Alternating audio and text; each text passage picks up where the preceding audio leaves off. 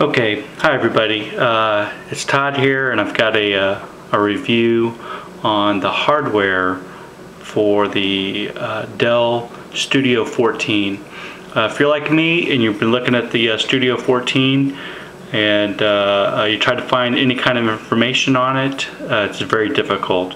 Not a lot of stores carry these on the showroom floor, and since Dell stopped having stores themselves, it's very difficult to get an actual hands-on look at the Studio 14. They've got a lot of 15s and a lot of 16s, but not the 14. So I'm not going to go through everything you can get online. I'm not going to go through hardware so much. I'm just kind of point out some of the things that I found when I upgraded from my Inspiron 15.5, what is it, an E1505 is what it's called. So basically this is a little bit heavier than I had expected. There's no locking lid. You just heard it click on as soon as I open this lid up, but there's no lock here, and you can't one-handed open it because the lid is too heavy for the machine. So you have to hold it down and open it up. Alright, let's take a look at this trackpad. This trackpad is integrated very well with the rest of the machine. So it's super slick here where your palm rests are for the keyboard, and the trackpad is there's hardly any lip on here, and the resistance on this trackpad is very slight. It's really nice compared to, for instance, the E6400. That's the machine I have at work, and its trackpad is like sandpaper. It's very difficult to use. It's unusable for me. I have to use a mouse.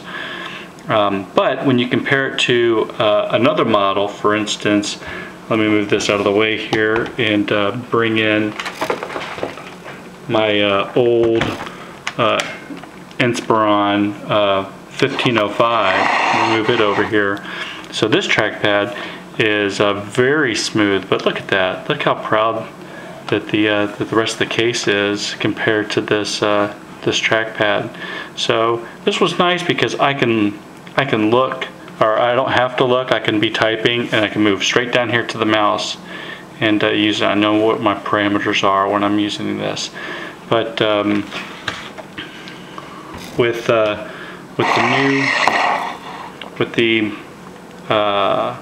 Studio 14, it's a little bit more difficult to use. I think it's gonna take some getting used to. All right, now let's look at the keyboard. The keyboard is really important because everyone seems to be a little bit different, and even within the same company, which is quite surprising. So what I found is this keyboard is still pretty nice. I still have my Windows key.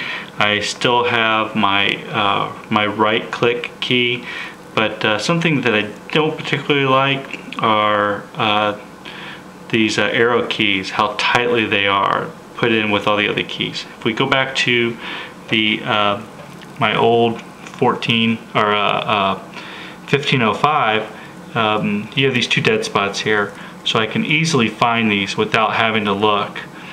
Also, another thing that not too happy about are all these function keys. All these function keys up here are actual function keys now. For instance, if I want to hit F5 to refresh, I can't just hit F5.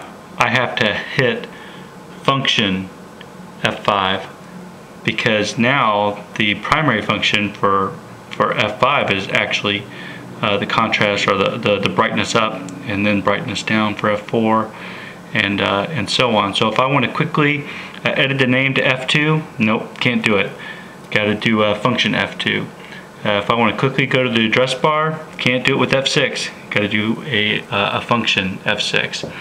I'm sure that there might be some kind of hardware change, or excuse me, software change, where I can switch those, but I found that to be a little bit annoying on the new machine.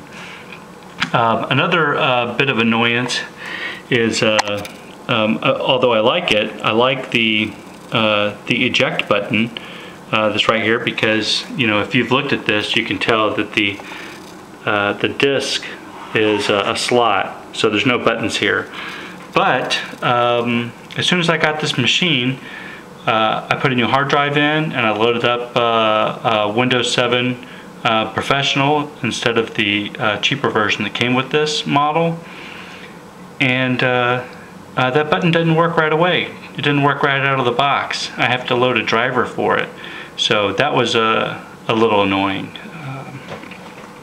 But that's the buttons. I'm sure that's all things that could be overlooked for the speed of this.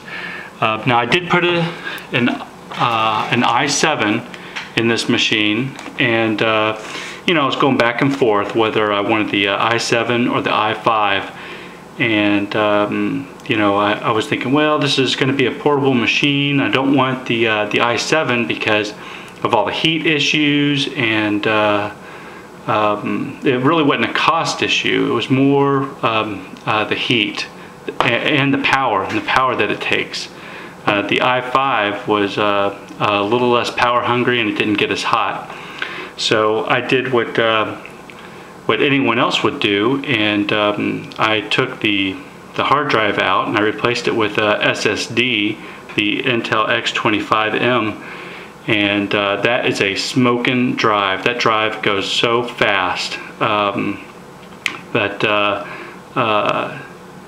the best part about it is it uses less power and less heat. So kind of did my offset, my carbon footprint offset. Let me show you something that's kind of cool.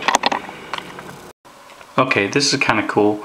So this is your camera, and there's a little light right here for the camera operation, and you have two microphones, one here, your left microphone, and your right microphone, and these are used together to make better quality audio, and also be used as noise cancellation. So this camera has a facial recognition auto login. So if I cover it up a little bit, you can see that the login will automatically, the fast access will automatically boot up here, and as soon as I move my finger, it should track me and log me in. Look at that. It's that simple. Pretty cool, huh? Okay, I really had to cut the light out to show you this this detail of the case. This is the outside, and let me open it up to the inside here.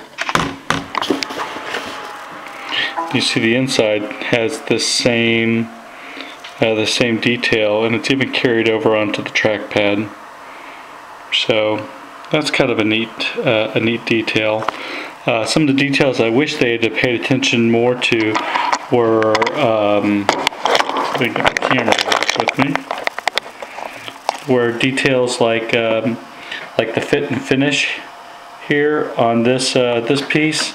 So like it's really sharp. Like I don't know if you can see that, but that holds that piece of paper. It's there's a lot of flash on this edge here. So if you were to rub your finger across it, you would notice that there's a blip there. Anyway, not too fond of that. All in all, the Dell machine, the Studio 14. This happens to be the Studio 1458. It's a really good machine. It's really good if you can get it in the i7, which I did. And actually I've got the 720, the Q720. I couldn't justify the 820, I think it's the 820, because it didn't seem to give you as much performance as the amount of dollars that Dell wanted out of it. But I hope that kind of helps you if you're looking at the Studio 14. It's kind of a different look that any of the websites aren't going to give you. Alright, thanks.